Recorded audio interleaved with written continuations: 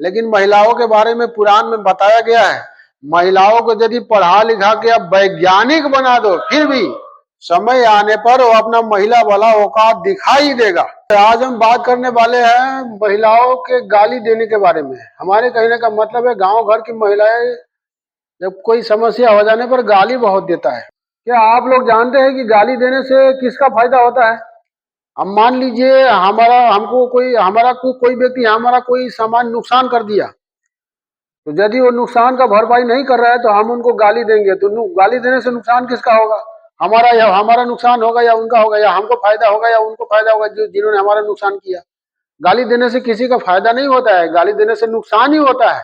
नुकसान किसको होता है? गाली सुनने वाले का नुकसान नहीं होता है, गाली देने वाले को नुकसान होता है। क्या नुकसान होता है हम ये भी आज बताऊंगा, आप लोग वीडियो देखते रहिए।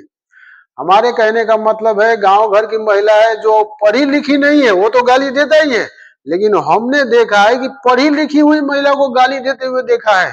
जो एसएलसी पास महिला है, वो उसको हमने देखा, हम अपने घर के बगल में कोई नुकसान कर देने पर गाली दे रहा था। उस समय हमने यही सोचा कि जो महिला पढ़ी लिखी नहीं होती है वो तो अनपढ़ है, लेकिन ये पढ़ी लिखी मूर्ख है। वो महिला कौन थी ये हम आपको नहीं बताऊंगा, वो छोड़िए ना, वो बात की बात, किसी का नाम क्यों बताना है। तो हमारा मानना है कि गाली नहीं देना चाहिए, और गाली देने से क्या नुकसान होता है ये भी हम आज इसमें आपको बताऊंगा, और पुराण में लिखा ये भी बताऊंगा। तो गाली देने से गाली देने वाला का पुण्य नष्ट होता है। आपको यदि प्रमाण चाहिए तो गूगल से पूछ लीजिएगा, या पुराण में जाकर सर्च कीजिएगा, या कथा सुनिएगा, कथा में आपको संत महात्मा बताएगा। हमने किसी पुराण में सुना है, गाली देने से गाली देने वाला का पुण्य नष्ट होता है।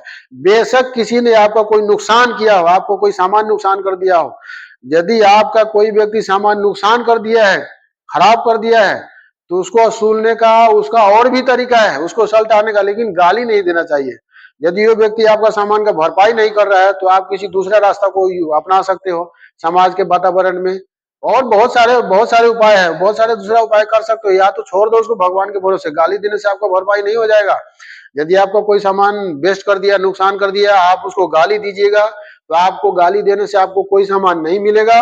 ऊपर से आपने अपने जीवन में जो भी अच्छा कर्म किया उस दिन से पहले, वो पुण्य नष्ट हो जाएगा, वो पुण्य का कोई फल आपको नहीं मिलेगा।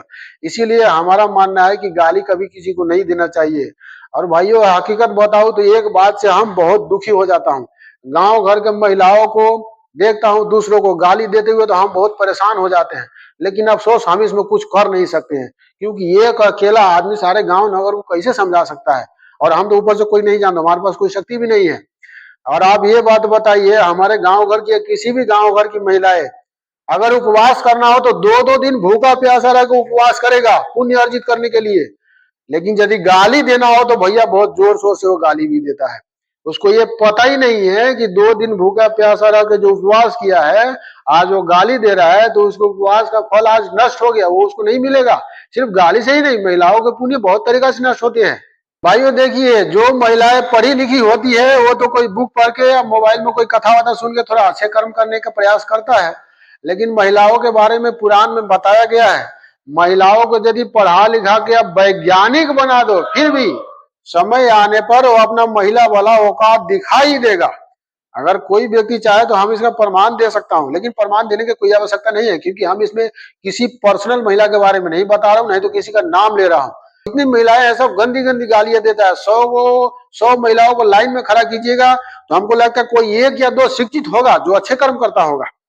तो महिलाओं का पुण्य बहुत तरीका से नष्ट होता है। दोस्तों देखिए, जैसे किसी व्यक्ति को गाली देना, पति के साथ जोर जबरदस्ती करके बातें करना, पति को गाली देना, अरे भैया इतनी दुख तकलीफ होता है इन सारी बातों को सुनकर। इन महिलाओं को पता ही नहीं है, जीवन भर अपने पति के साथ रहते हैं, कहते हैं कि हम उनकी पत्नी है, लेकिन उस महिलाओं को ये पता ही नहीं है। हमारे सनातन धर्म के पुराणों में बताया गया है कि कोई महिला अपने पति के साथ एक बार भी यदि जोर से ऊंची आवाज में बात कर ले तो उसका पति पत्नी का रिश्ता उसी समय समाप्त हो जाता है।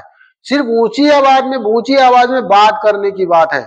अगर आप ये सोचिए, यदि कोई महिला अपने पति को गाली दे दिया तो रिश्ता कैसे रहेगा। तो कोई महिला अपने पति के साथ ऊंची आवाज में बात कर लिया या गाली दे दिया तो भैया धर्म हमारे सनातन धर्म के पुराण में जो बताया गया है उस हिसाब से वो रिश्ता उसी वक्त समाप्त हो गया। ये उन महिलाओं को पता ही नहीं है। और गाली तो इतनी गंदी गंदी देते जिसका जवाब ही नहीं है। गांव घर के महिलाओं को जब हम गाली देते हुए सुनते हैं तो बहुत तकलीफ होता है। तो हमारा तो मानना है गाली नहीं देना चाहिए, क्योंकि अब जो आपने यदि जो पुण्य नष्ट किए हैं, वो यदि आप किसी को गाली देते हो तो आपका पुण्य अर्जित किया हुआ नष्ट होता है, वो पुण्य आपके काम नहीं आएगा। हाँ, बेशक आपका पति कोई कोई गलती किया है, यदि आपने कोई गलती नहीं किया, बिना गलती में आपका पति आपको डांट दिया और उसके बाद भी आपको चुप रहना, यदि आपको भला चाहिए तो यदि आपका पति कोई गलती भी किया है और कोई गलती करने के बाद भी यदि उसको आप गाली देते हो तो भी आपका पुण्य नष्ट होगा। और एक बात बता दूं, कोई महिला जब किसी को गाली देता है और गाली सुनने वाला व्यक्ति उसके उत्तर में यदि गाली देता है तो उसका भी पुण्य नष्ट होगा, इनका भी पुण्य नष्ट होगा।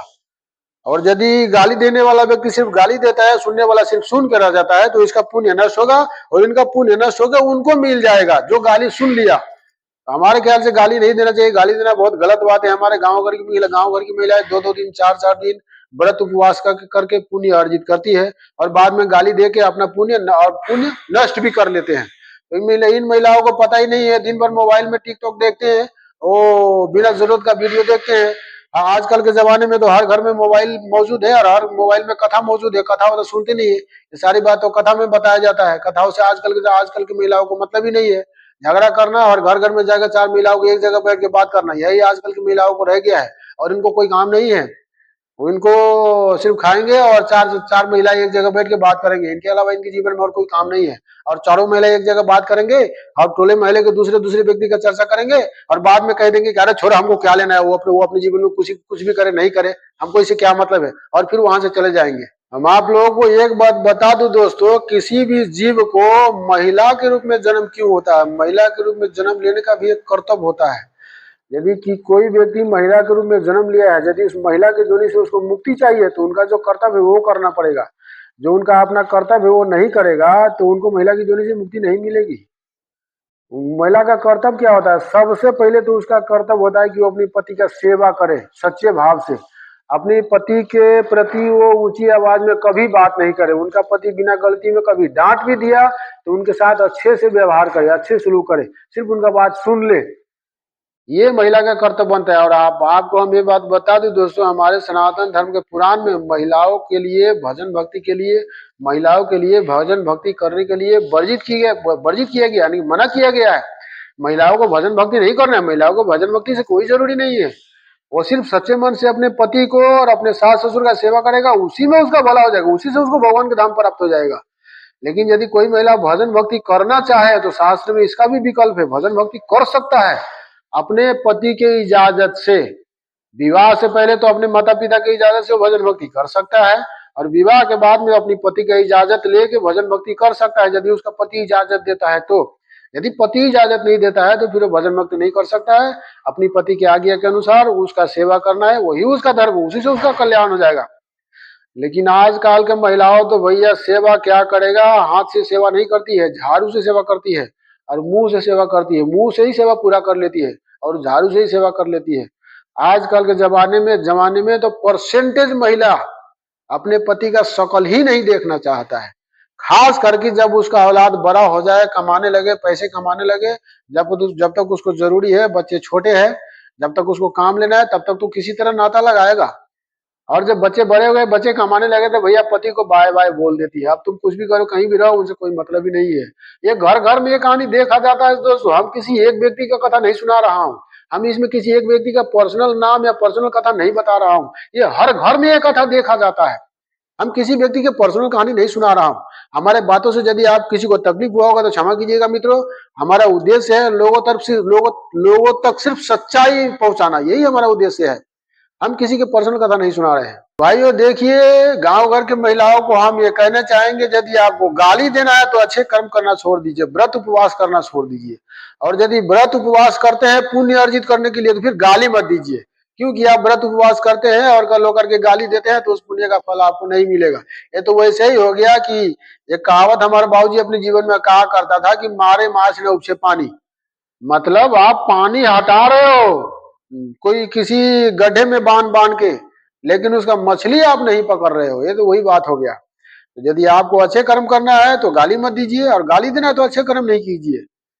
अच्छा तो मित्रों, इस वीडियो में इतना ही। आप लोगों को यदि हमारे बात से तकलीफ हुआ होगा तो मित्रों क्षमा कीजिएगा। तो हमको किसी को तकलीफ पहुंचाना हमारा उद्देश्य नहीं है।